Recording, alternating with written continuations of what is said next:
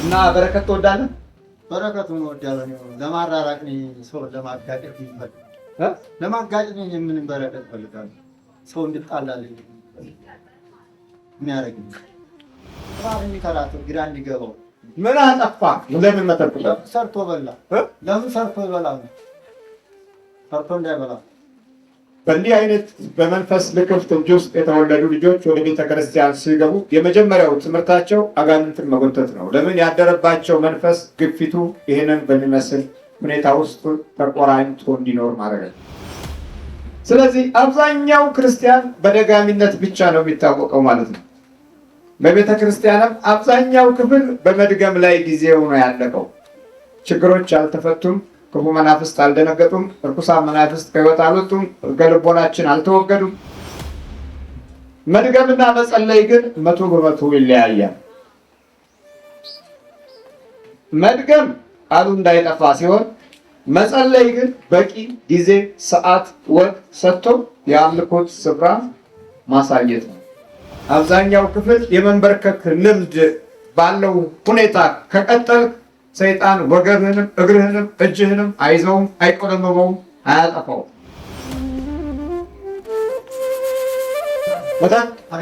መተቱ ምንድን ምን አድርገው ነው የተባልከው? መተቱ አንኳረው ነው። አንኳረው። አዎ ቄስ አይደለም። ቄስ አትፈራ? ምን አስፈራኝ? ለምን አንፈራም? አንቀዋረው በልብሱ ነው የደገምነው። በልብሱ ነው የደገማችሁበት? በልብሱ? አዎ። በምን? በነጠላው ነው? በውስጥ ልብሱ ነው? ቆርጣችሁ ነው እንዴ? በነጠላው ነው። ነጠላውን ቆርጣችሁ? አዎ። ደብተራ ነው? አዎ። የደብተራ ሰይጣን ነው? የደብተራ አጋንንት ነው? አጋንንት ነው። አጋንንት። ስንት ዓመት ነው ከያዝከው? 20 ዓመት። 20 ዓመት? 20 ዓመት? አዎ። 20 ዓመት ነው ያዝከው? አዎ። አንተ አይነ ጥላው ቆይቻለሁ። አይነ ጥላው ቆይቻለሁ። ዲያቆን ሆኖ ጀምሮ ነው። ዲያቆን ሆኖ ጀምሮ ነው ያዝከው? ምንድን ነው ይሄ? ቤተ መቅደሱ ዝም የሚልበት ጊዜ አለ። እንዲህ አይነት መታች ሰዎች በቤተ መቅደሱ ዙሪያ ውስጥ በሚዞሩበት ጊዜ የእግዚአብሔር መንፈስ ያንን ቤተ መቅደስ ይተወዋል። ተንኮለኞችና ግፈኞች በቤተ መቅደሱ ሲቆሙ የእግዚአብሔር መንፈስ ከቤተ መቅደሱ ይልቃል።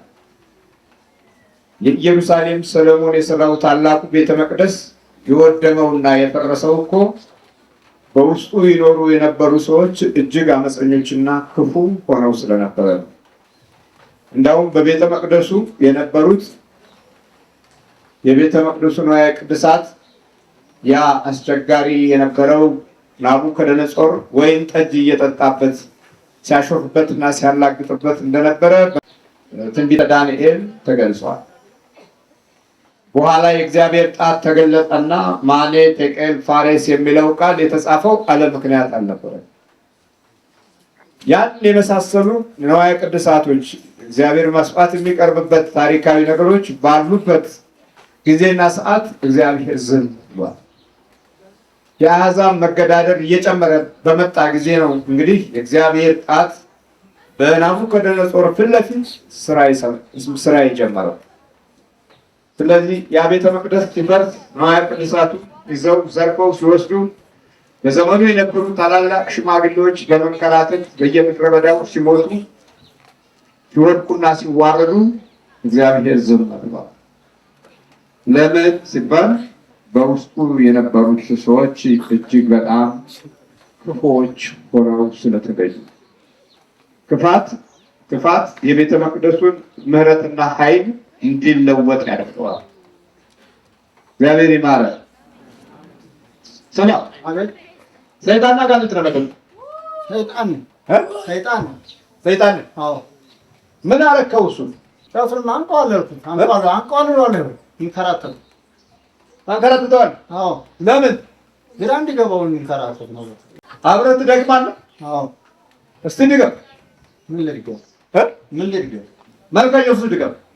ሰላም ለዝክረ ስምከ ሰማዕታት ኢየሱስ አንበረ ቅድመ እግዚአብሔር ወአንተ ኢየሱስ ለጋት ባህሪ ተሱ አግላ ስምከ እንደጠል በእርሱ አብረ ጸሎት ለላሱ ሰላም ለርስከ በመንፈስ ዘንሳረ ዘንዘማ አሰስጋ የደብስ ወንድ ዝገል በጸውረ ኢየሱስ ከመቃልከ ነገር ወርስ በእንቲአ ከነዲያና ወጥሮ ወቀደም ከሙን ግረ ሰላም ለገጽከ ዘጠቀደም ስነቋሙ ሰላም ለገጽከ ምሰማረ ወጥ ከማውል ያንታ ይቆ ታውዶ ባይ ተማራ እንትን ይላል በአፍ ግራ ይገባ ግራ ታቀባ አፉን አስረዋል ለምን ታስረዋል? አፉን አልፈታው ነው አስረዋል ሲደግም ቆይ እኔ ምንም አያቃጥልም ሲደግም ምንም አይለኝም ምንም አይለኝም። እሺ ደግሞ መልካም ማርያም ድገም ሰላም ለድረስልሽ አዋዝ ምነተበኝ ሶ መሰንበት ውዝ ማርያም ድንግል ለባስታንዳት ከመሸጡ ለሰማዓት ሰላም ለፍተርስኪ ዘተንድ የጽፎ ለአብዱ ከናብዱ ማርያም እንግዲህ ለእግዚአብሔር ጽሩ ለገብት ከመእየው ጸሬን አይተንቁ ውዳሴ ማርያም የዛሬው ውዳሴ ያለ ስነ ማርያም ድንግል ወለተመት ነበበ ለተረው ሰራዊተ ሰማያት ይሉሲ አን ሰማይ ዳን ቦታ ስራት ማርያም እንግዲህ ከካብ ንጹ ወመራአት ነጽራው ሲወደ ካው ይቆይ ይዋሉ ሰዓሊ እኔም አያቃጥልም ምንም አይነት አፉን ብቻ ነው የማስረው። አፉን አስረዋለሁ እንደዚህ ቢደግም አያቃጥልህም ወይ ነው? አይነካኝም። ሲደግሙ ብቻው ይላል ምንም ነካኝ ነገር የለም። አፉን አስረዋለሁ። የወረስናቸው አካሄዶች በጸሎት ረገድ ብዙ ቦታ ላይ ሞቷል ማለት ይቻላል። እንዴት ነው? በምንጸልይበት ጊዜ በምንደግምበት ጊዜ የድጋሙና የጸሎቱን ለይተን አላወቅንም። ስለዚህ አብዛኛው ክርስቲያን በደጋሚነት ብቻ ነው የሚታወቀው ማለት ነው። በቤተ ክርስቲያንም አብዛኛው ክፍል በመድገም ላይ ጊዜው ነው ያለቀው። ችግሮች አልተፈቱም፣ ክፉ መናፍስት አልደነገጡም፣ እርኩሳን መናፍስት ከሕይወት አልወጡም፣ ከልቦናችን አልተወገዱም፣ ባህሪያችንን ተቆጣጥረውታል፣ እንደውም አብረው ደጋሚ ሆነዋል ማለት ነው። መድገምና መጸለይ ግን 100% ይለያያል።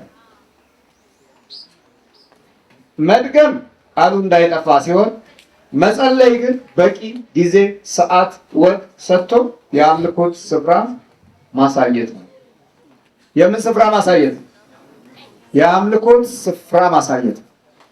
በቤትህ ከሆነ የጸሎት ቦታ አስተካክለህ አዘጋጅተህ ተንበርክከህ እጅህን ዘርግተህ፣ በመጽሐፍ ከሆነ በአንድ እጅህ መጽሐፉን በአንድ እጅህ ወደ እግዚአብሔር ዘርግተህ፣ በቃል ከሆነ ሁለት እጅህን አንስተህ ወደ እግዚአብሔር ዘርግተህ፣ ተደከመህ ቆመ ብለህ ከቻልክ ተንበርክከህ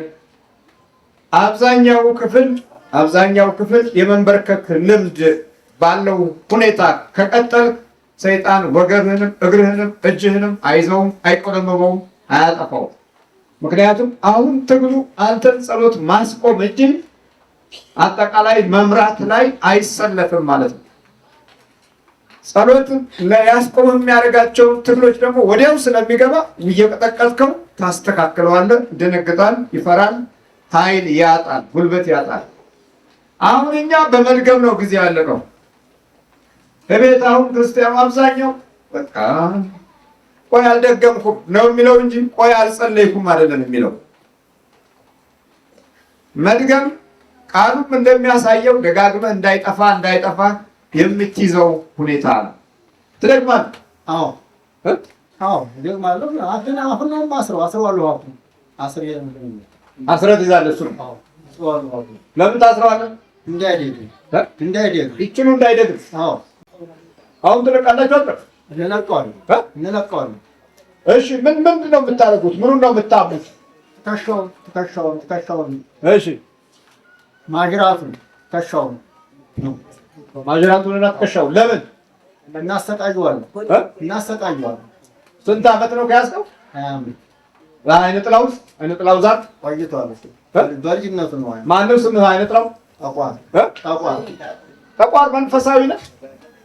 አጋንንት ቤተ መቅደስ የለመድክ? ትገባለህ ትወጣለህ? ይገባል። ግምት ውስጥ ላላስገባን ነው እንጂ ጌታችን ኢየሱስ ክርስቶስን ወደ ቤተ መቅደስ ነበር ይዞት የሄደው። ብዙዎቹ ሰዎች በእግዚአብሔር ደጅ የሚመላለሱ ሰዎች ቤተ መቅደስ ስለተመላለሱ መናፍስት በሕይወታቸው አይነካቸውም ብለን እንገምታለን። የለም። በጌታችን እንዳየነው ግን ሁለተኛው የነበረው ፈተና በቤተ መቅደስ ላይ ነበር። እንደውም ቀድሞት ነበረ ቤተ መቅደስ ላይ ይወጣ። የማቴዎስ ወንጌል ምዕራፍ 4ን ስታነቡ ይህንን መረጃ ታገኛላችሁ። ሌላው ደግሞ ትንቢተ ዘካርያስ ምዕራፍ 3 ላይ ያለውን ቃል ስታዩ ታላቁን ኢያሱን ይሄው መንፈስ ይዞት ነበር። በቀኙ በኩል ነበር የቆመው፣ ቀኙን ነበር የያዘው። መተቱ የት ላይ ነው ያለው? መተቱ ከልቡ ነው። ልቡ ላይ ነው መተቱ። የት ጋር? እዛ ያሳየኝ። የት ጋር ነው ያለው? የት ላይ? ይሄው መስቀል አለው አይደል? መስቀሉ አቃጥለው አልነካውም። መስቀሉ አይነካውም። በዚህ አይነት ሁኔታ መተሳሰር በበዛበት ርኩሳን መናፍስት የቤቱን ልጆች ባጠቃበት አይነ ጥላ ሆኖ ወደ ቤተ መቅደስ በገባበት ዘመን ውስጥ እየኖርን ነው ያለነው። አይነ ጥላ ሆኖ ችግር ሆኖ የገባበት ዘመን። ስማ፣ አቤት። እሱ ሲያገለግል አብረህ ታገለግላለህ? አዎ አገለግላለሁ። ይተቀራል አገለግላለሁ። እና በረከት ትወዳለህ? በረከቱን እወዳለሁ። ለማራራቅ ሰው ለማጋጨት ይፈልግ ለማጋጨት ምን በረከት ፈልጋለሁ? ሰው እንድጣላልኝ የሚያደርግ እኮ እሱ ሲያገለግል አብረህ ለምን ታገለግላለህ ነው እኮ ጥያቄው። ወዴት ልጅ ታዲያ ወዴት ልጅ እንዴት አብሬና አለው ወዴት ልጅ አሁን እሱ ሲጸድቅ አብረህ ትጸድቃለህ ማለት ነው። አብረህ ካለ ምን እጸድቃለሁ? አልጸድቅም። ሌላው ደግሞ ታላቁ ጳውሎስ የዚህ አይነት የመናፍስት ችግር ነበረበት። ማወቅ ያለብን መንፈሱ እያለም እንኳን የእግዚአብሔር ልጆች መሆናችንን ያሳያል። ጳውሎስ የተወለደው ከብንያም ነገድ ነው። የብንያም ነገድ ደግሞ በጣዖት ክፍለ ጊዜ የተወለደ ልጅ ነው።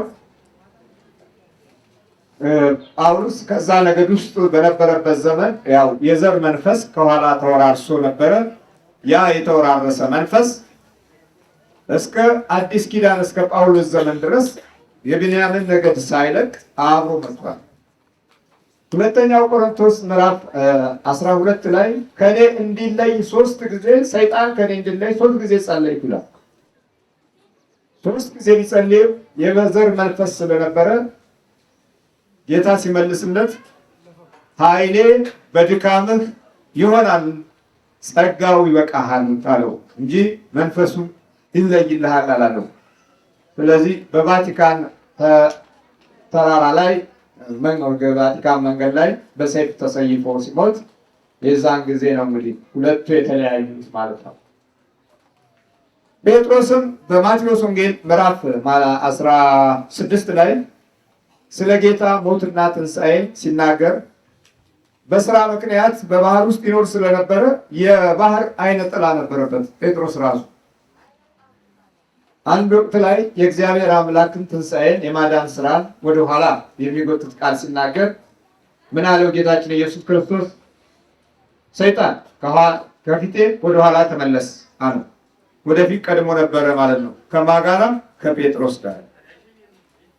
ስለዚህ በጌታ ፊትም በቀረቡ ጊዜ የነበሩት ሐዋርያት እያንዳንዳቸው የየራሳቸው የመንፈስ ፈተና ነበረባቸው።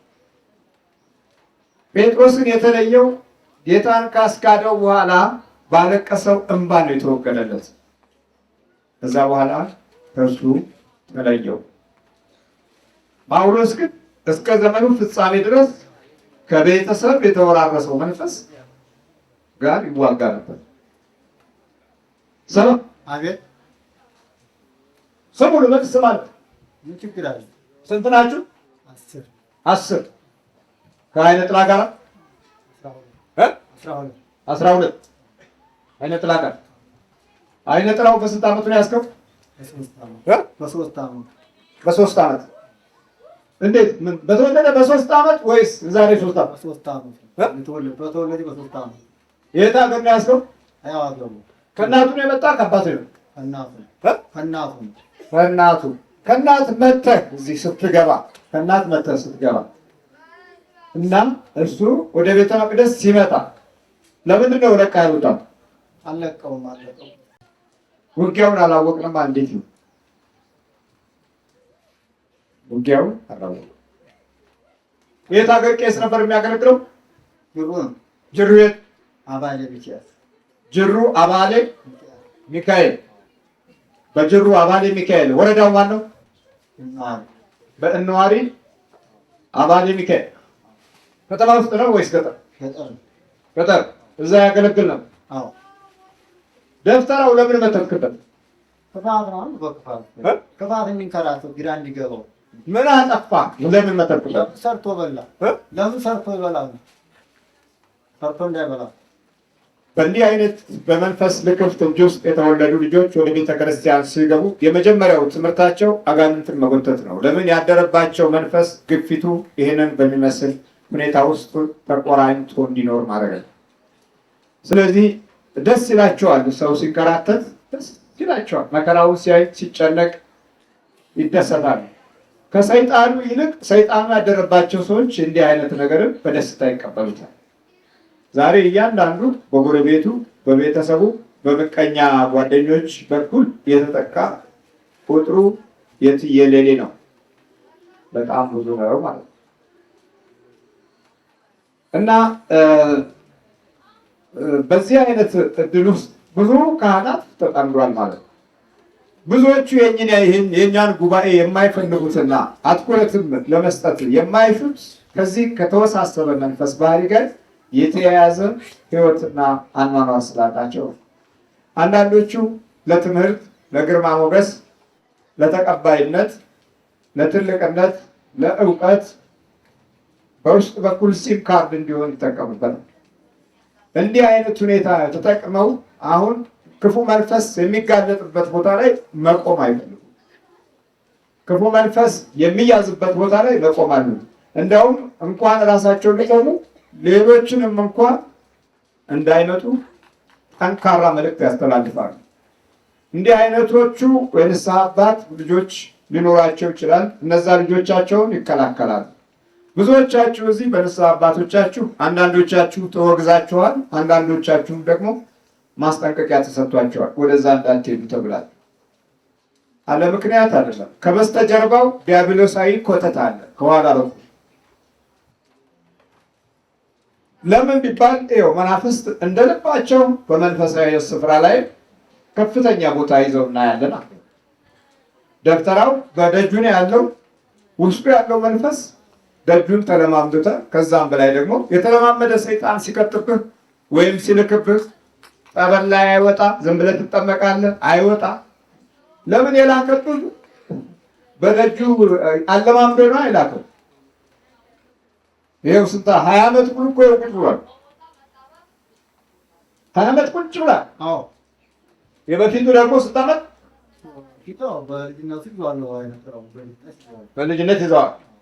መጠጥ ሲገባ አትከላከልም ነበር ታዲያ? አልተከላከልኩም። ለምን? ምን ላድርግ? ከስንቱ ልታገል? ምን ሰይጣን ነው? አንተም ሰይጣን ነው፣ ያንም ሰይጣን። ምን መታገል ያስፈልጋል? ውጣ፣ እኔ ቀድሜ ሄጃለሁ አትልም? አይደለም፣ መተባበር አለ። አብሮ ይተባበራል። አብሮ ትተባበራለህ? አዎ። ለምን ነው የምትተባበረው? አንድ መንገድ እንድንሆን አብረን እንድንሰራ፣ በአንድ ጉልበት አብረን እንድንሰራ። በአንድ ጉልበት አብራችሁ መስራት። ጥምጣም አትፈሩም? ጥምጥም ምን ያስፈራል? አንፈራው። እንዴት? መስቀልም ጥምጥም ካልፈራችሁ ታዲያ ምንድን ነው የምትፈሩት? እሱ እኮ እግዚአብሔር አገልጋይ ነው። ምን እናድርገው እኛ? ወዴት እንሂድ?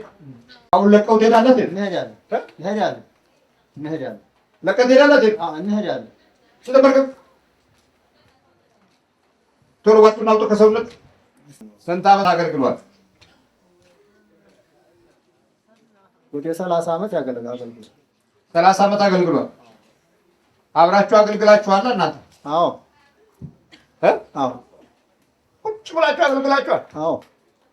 አዎ። እንዲህ አይነት ዓለም አለ። መናፍስት ምርጫ የለው።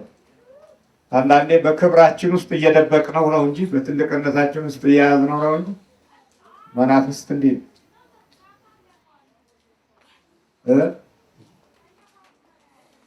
ታዲያ እንዳልኳችሁ ወደዚህ ባለው ፕሮግራም ላይ ድፍረት የማይኖራቸው ከእናንተ የበለጠ ብዙዎቹ ስለተነካኩ ነው።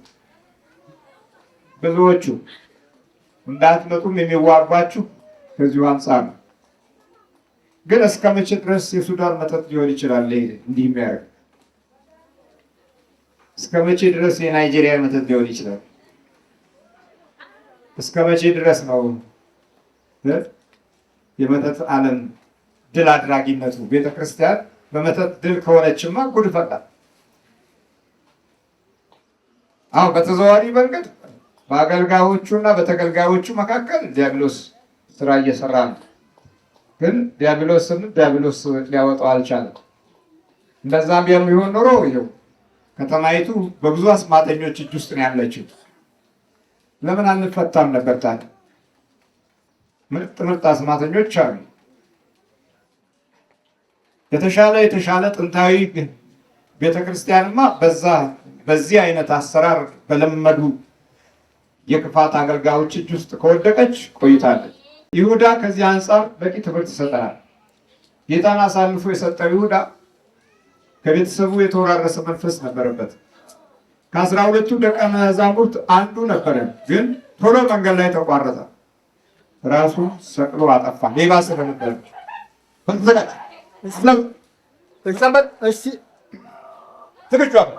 በኢየሱስ ክርስቶስ ስም፣ በድንግል ማርያም ስም፣ በቅዱስ ሚካኤል ስም፣ በቅዱስ ገብርኤል ስም፣ በስላሴ ስም፣ በዛሬ ስላሴዎች ስም ወደ ሲኦል እንገባለን። ሁላችንም ሲኦል እንገባለን። ሲኦል ታደፍጣለህ ወይስ ወደ ሲኦል ትሄዳለህ? ሲኦል ነው የምገባው። ሁላችን ሰባት ይጩ ነው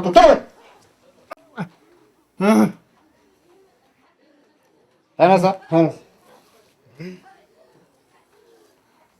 ማለት ነው። ላቀው መምሬ ላቀው አቤት መምሬ ላቀው ማለት ላቀው በቀል መምሬ ላቀው በቀል ተመስገን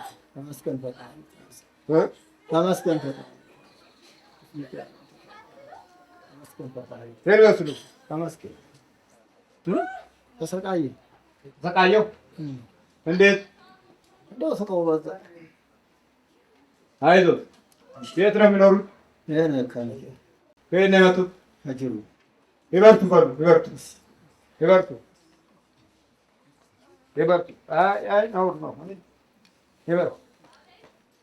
በመቁጠሪያ የቀጥቅጡት ደግሞ ዝም ብለው እኮ ነው ያስቀመጡት። መንገዱን አላወቁትም። ዝም ብለው በቃ በመቁጠሪያ ቢጀለጥ እኮ ይሄን አንድ ጊዜ 20 ዓመት ሙሉ ያለፍጥ ነው። ያላወቀ ሰው ነው።